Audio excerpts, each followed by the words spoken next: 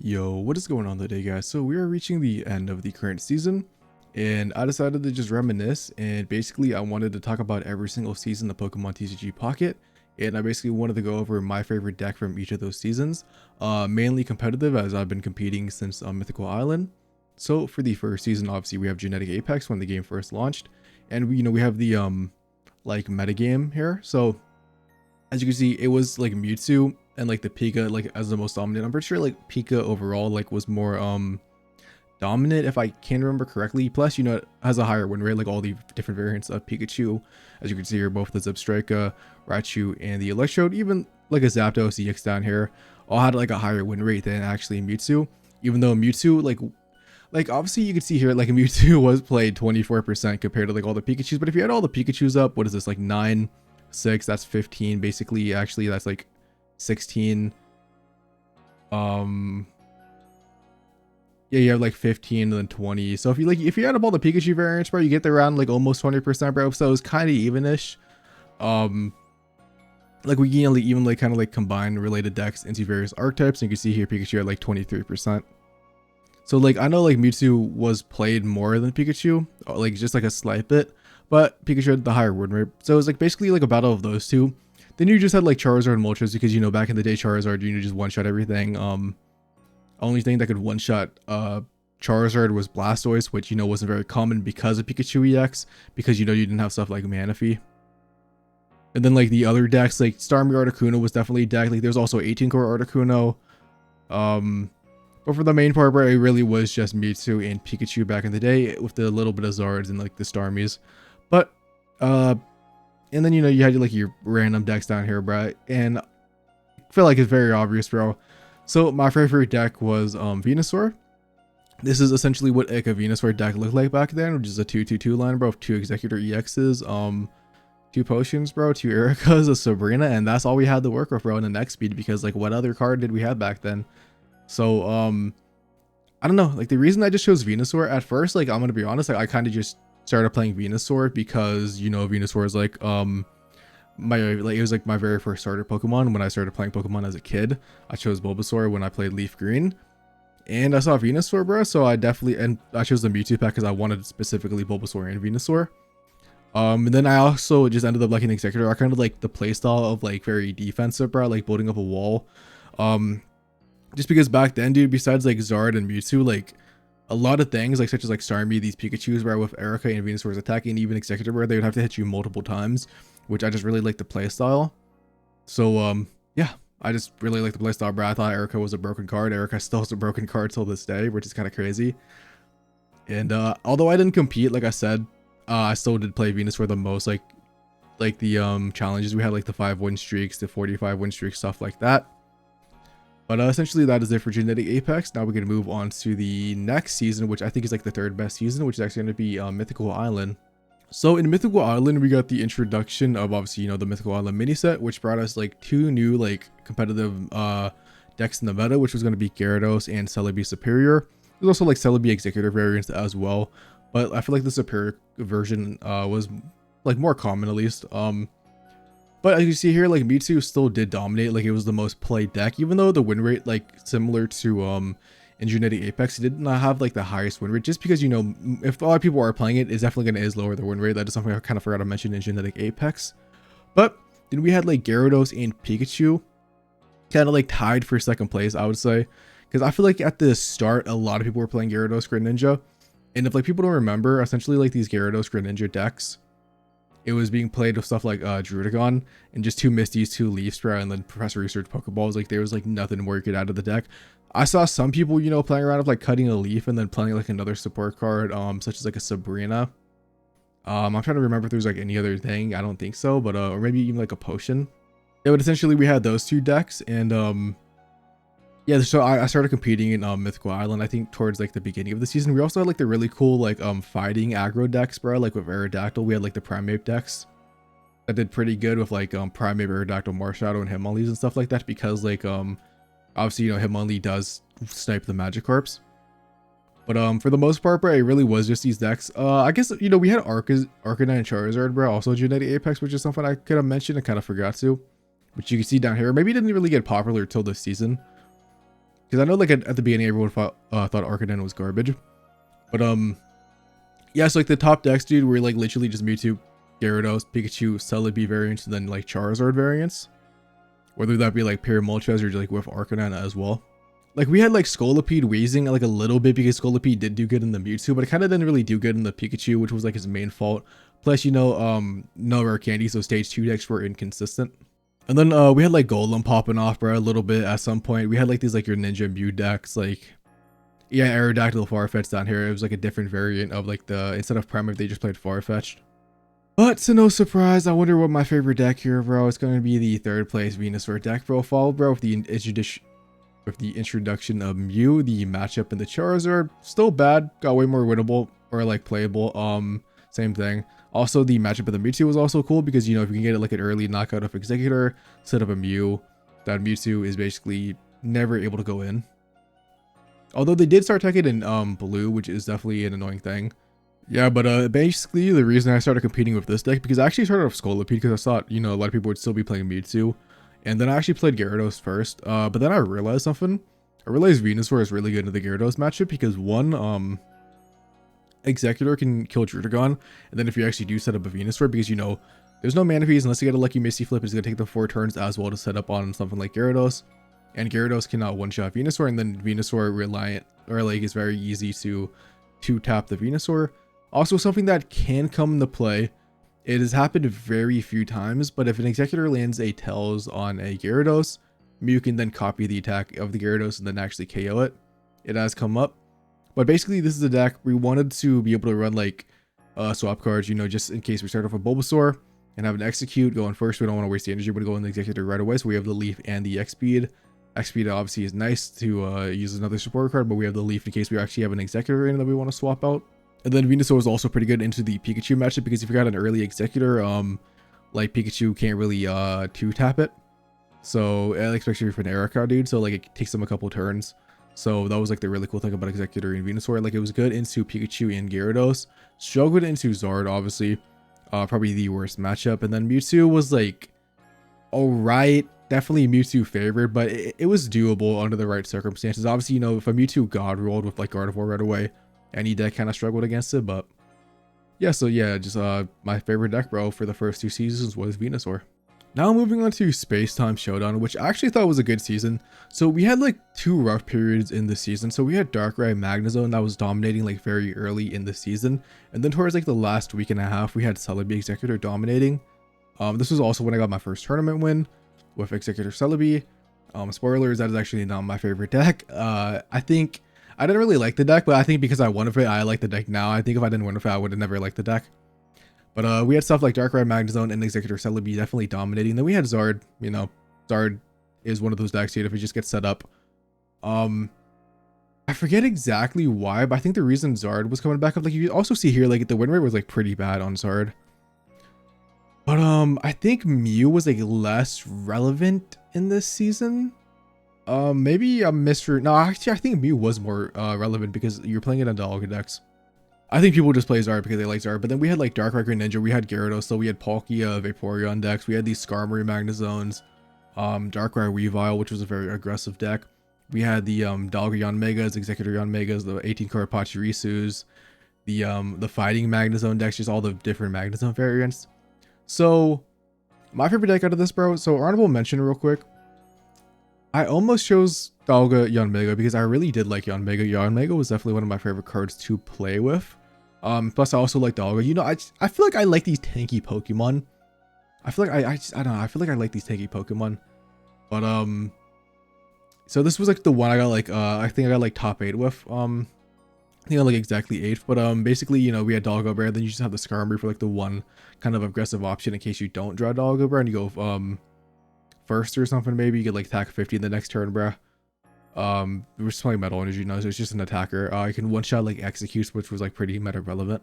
So down here, you know, we have just I only played 3 tool cards, bro, which is actually kind of funny, bro, because I feel like this actually, well, you know, I'm only playing 1 Skarmory as well. But yeah, just like 2 leaves, bro. We had the Dawn to be able to go into a heavy impact early with a Dialga, bro. We had Sabrina Cyrus, 2 leaves, you know, to be able to swap everything out. I just like the deck, bro. I just like the deck, but it's not my favorite, bro, so it's just an honorable mention. My actual favorite, bro, is going to be Greninja Darkrai, and I prefer to play Kangaskhan over Druddigon. I thought Kangaskhan just offered me more ways to win in like bad matchups. I feel like it was better in the Magnezone matchup personally, or like mirror matches, because if they just have a Druddigon, bro, like my Kangaskhan theoretically can knock out that Druddigon. Especially with the potions, it kind of gave me that leeway to like not care about the Druddigon chip, because I do have the potions to basically negate that and then be able to get an early knockout before they can. I don't know, I just feel like it was like kind of like different from all the decks I played previously, because like all the decks, if you think about it, like Venusaur is a very defensive deck. Like this is also pretty like defensive, but I feel like it's also like a little bit technical, bro. Like you have to like the Darkrai chips, you have to like know where like you want to Greninja ping. You have the double Cyruses. So I feel like this deck just had like a lot of options to be able to outplay my opponent, which like I feel like Venusaur is like very straightforward. It didn't really have. The only time I really could outplay my opponent was like landing ahead with Executor. So I just thought it was like a very fun deck. Yeah, I just thought the Greninja pings with the Darkrai pings was it was just fun to play, man. Like that's just all it is to it. So now what we have, I previously thought was like the worst meta in history, but I don't think that anymore. So this was obviously the Dialga RCS dominated, as we can see here, 20%.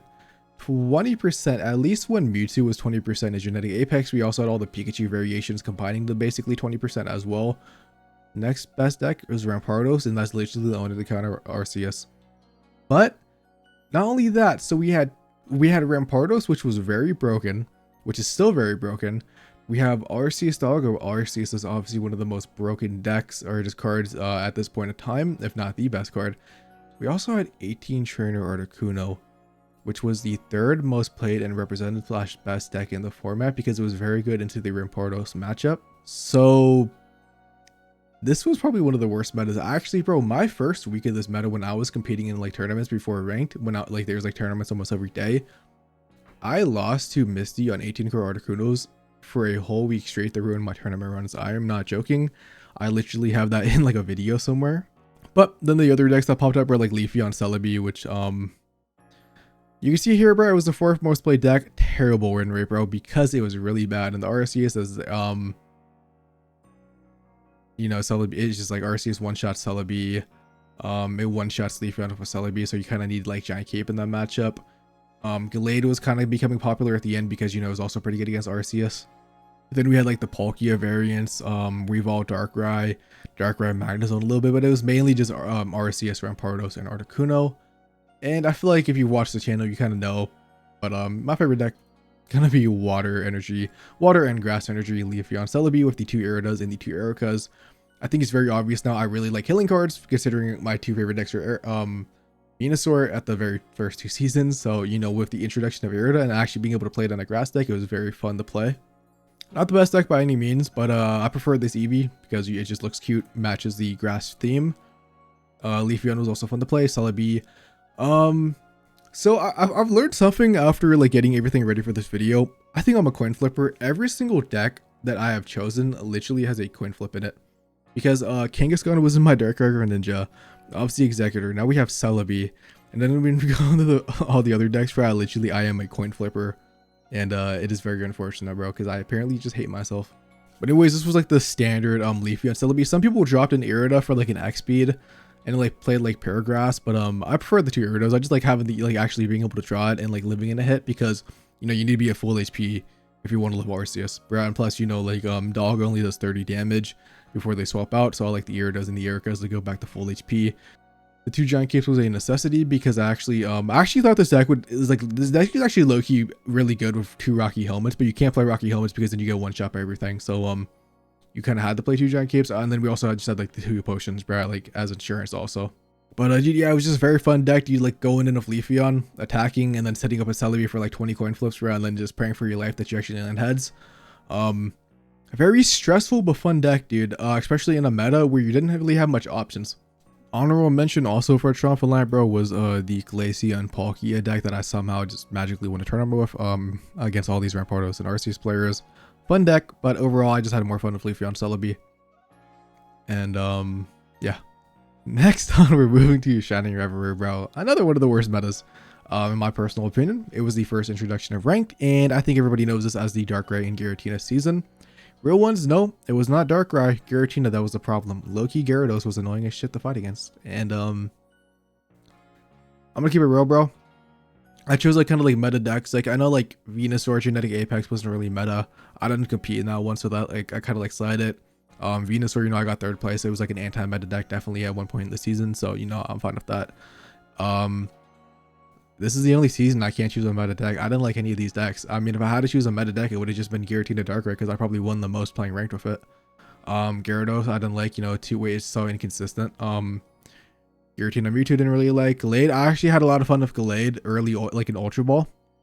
But once you got Masters, all the Dark Giratina players kind of like knew how to play around Gallade, so like you kind of just lost. Charizard was also another whack character, bro, which is why I kind of hated the season. Doggo Arceus, bro. People were playing that in tournaments. It was not a road deck, bro. People were not really playing that. Protosucaria still existed for a little bit. Magnezone Masquerada was also kind of fun to play, bro, but it was like it was 2 stage 2 Pokemon without rare candy. It's just so inconsistent, bro. It was fun when it worked, but so my favorite deck's gonna be Wugtrio, bro. I won the Invitational with Wugtrio. Wugtrio is just a funny little guy, and he brought whimsy into a season that otherwise had no whimsy. And yeah, I chose Articuno EX basically just as like a second attacker in case. Like I could have chose like Origin Palkia. We didn't have, you know, obviously Oricorio didn't exist yet, so 2 EXs were fine. And then, you know, just Misty, Iridaton, Iono 2x speeds. Basically because like if I start something, bro, I want to get Manaphy into the active spot as fast as possible. Or if no Articuno's in the EX spot, if I want to switch it out without wasting 2 energy. The XPs were pretty nice. And then I think just 1 giant cape down here. Yeah. I think 1 giant cape was basically to live like a Darkrai ping and a Giratina attack is what I want to say, but I don't even think I really knew that deck was like a thing, because like I played this deck like the first week in tournaments, and I think I just put a giant cape in there because like a giant cape is usually no giant cape. I think I basically put it in there because I was expecting like Arceus with like a Giovanni to still be meta relevant, bro, which just really wasn't. So well, yeah, this was basically my favorite deck, bro. Just Wugtrio, bro. He's kind of my guy. But now we go from the 2 worst seasons to the best season, bro. We have Celestial Guardians, aka Oricorio Greninja Giratina package. So yeah, we had Celestial Guardians. Darkrai Giratina was like probably like the most consistent dominated deck. We had stuff like Giratina Greninja Tapu Lele, Giratina Greninja Oricorio. You know, we had the Garchomp Partoses, the Arceus Crobats. We had the Masquerada Decidueyes, which I think people know what my favorite deck's going to be. We have Solgaleo, Skarmory, Charizard, and Incineroar. We have the Oricorio decks down there. We have some more stuff. Turtonator, Charizard, Turtonator, and Incineroar. Probably my favorite deck of all time is going to be Masquerada Decidueye. Decidueye is just my favorite starter of all time. I think he's just the coolest. I really love Sun and Moon. Second, Masquerada is just insanely broken. You know, it kind of shits on Giratina and Darkrai. It's also a non-EX Pokemon, so stuff like Red did not work against it. So this was my version, and in my version I played the Giovanni. I know some people play like a Lily, and the reason I played the Giovanni because I actually think this deck had like a pretty bad matchup into Greninja Oricorio if they played it right. You know, at one point Greninja Oricorio was like definitely the most played version of like Greninja Giratina decks. So I placed the Geo, and ever since I played the Geo, bro, I didn't really lose to that deck that much. Also, cool fact is like Giovanni could help you Decidueye like be able to one shot a Tapu Lele. 2 leaf keeps down here, obviously broken card. Yeah, I just like grass decks too. We had Erica. Decidueye was my favorite Pokemon. I like Masquerade also in Scarlet and Violet, so it just kind of happens that they were both broken. At one point I was playing like 2 Decidueye builds, but this version was more consistent. It's the one I got 27th at the biggest tournament of all time, and I really just like being able to bet stuff for 100, bro. I really like having that option. So yeah, this was my favorite deck, bro, probably of all time. This is just probably my favorite season now as well. And I miss it, bro. I miss it, especially after the season we've been going through. So, worst season of all time, my personal opinion is going to be Extradimensional Guardians, bro. Crisis. What else can I say besides Oops, Savali, and then Buzzwole? So, for this season, Savali's everywhere. We have Savali Rampardos at the beginning. Buzzwole is the most represented deck. There's like 2 variants. That's why they're split. Buzzwole's the most represented. Solgaleo Shiinotic is very annoying. Darkrai Giratina Poison is still a thing, which is low-key a scam deck, bro. I played that yesterday. I lost so many points playing that deck. I don't know how people... I know it's good, and I've lost to it so many times, but I went 5 games, and I saw 2 basic Pokemon, bro. I'm max. I don't understand, bro, how my luck is so bad at Darkrai Giratina. It's the first time I've actually played Darkrai Giratina since the first season, and never again. Then we have Guzzlord and the Helgo down here, bro. Then we have the Zara Savali variants. We have like the 20 Zara variants. My favorite deck, bro, is actually going to be Guzzlord, which is actually surprising because at first I saw Guzzlord because I have been abused by Team Rocket Grunt. I saw Grindcore and I said, if this card is meta relevant, bro, I am cooked. But turns out he's actually the thing that saved. If this deck didn't exist, bro, I would have quit. If this deck literally didn't exist, I would have quit ranked, and I would have probably not uploaded like any videos this whole season. The deck is just very fun with Nagandao, Nihilego, and Celesteela. So the reason I play only one Nihilego and the 2 Celesteelas, I need 2 Celesteelas. Also, I want the root for Sabrina. Sabrina has won me so many games. And I really just like the poison damage, bro. I like the early offensive Nagandao and Nihilego being able to do 60 damage to stuff like Charmander. I like Celesteela to tank these hits from Savali. I just think Guzzlord, 120 damage is a lot. Only thing that sucks is like this deck is literally so good against every single meta deck besides Buzzwole.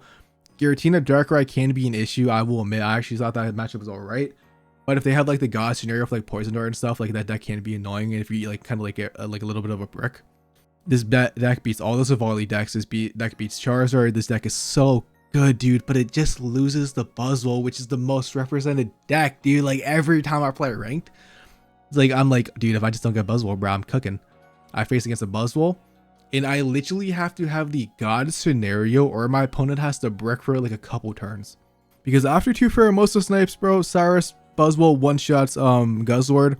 So you can't put Guzzlord down until that Pheromosa is down. Sometimes I'm not gonna Pheromosa and I'm like, please let this be the only Pheromosa. Please don't let there be 2. Second one comes out, bro, GG's. Because you need a Poison Dart early. You need Nagano early. You just need so many things early to go right unless they do brick. And I think the other variant, bro, is supposed to be better in the mirror in against Buzzwole, bro. I kind of feel like that's capped because I feel like if you don't have a Poison Dart, I feel like you're cooked, bro. But I just really like this deck, bro. Coin flipping, man, bro. Also, technically, I guess you say Wugtrio doesn't have a coin flip. One has Misty, and then Wugtrio is like kind of a coin flip, because it attacks random. So I'll give it the Wugtrio. But yeah, this is just my favorite deck. This is the deck I've grinded probably the most amount of points with, and I just like it, man. Anyways, I think that does it for the video. Like I said, my favorite deck of all time is going to be the Decidueye Masquerada deck last season. If you thought this video was cool, bro, let me know in the comments, and also let me know what your favorite deck of all time is in the comments, because I just, it's kind of interesting to see what other people's are. And peace out and have a lovely day as always.